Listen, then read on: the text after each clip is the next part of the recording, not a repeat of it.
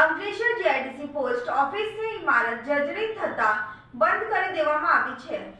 Ankleshwar GIDC વિસ્તારમાં આવેલી post ઓફિસની ઇમારત જર્જરિત અને અસુરક્ષિત બનતા તારીખ 14 જુલાઈ 2026થી પોસ્ટ ઓફિસને અસ્થાયી ધોરણે બંધ કરી સ્થળાંતર કરવામાં આવી છે.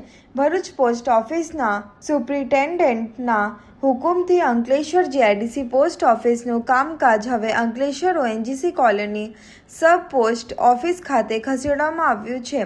પોસ્ટ ઓફિસની ઇમારત જર્જરિત બનતા અચાનક કરવામાં આવેલા સ્થળાંતરને કારણે જીઆઈડીસી વિસ્તારના અનેક લોકો મુશ્કેલીમાં મુકાયા છે.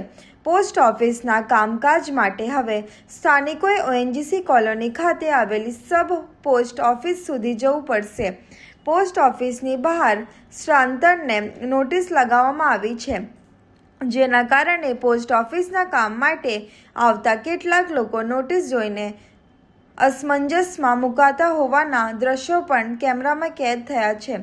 દરમિયાન ઓએનજીસી કોલોની ખાતે પોસ્ટ ઓફિસ ખસેડવામાં આવી હોવા સાથે ત્યાં પ્રવેશને લઈને પણ સ્થાનિકોએ એક મહત્વની બાબતનું ધ્યાન રાખવું પડશે. ઓએનજીસી કોલોનીમાં હેલ્મેટ પહેરીને જનાર લોકોને જ વાહન સાથે પ્રવેશ આપવામાં આવશે, જ્યારે હેલ્મેટ વિના આવતા લોકોને વાહન વ્યવહાર રાખીને ચાલતા જવાનો વારો આવી શકે છે.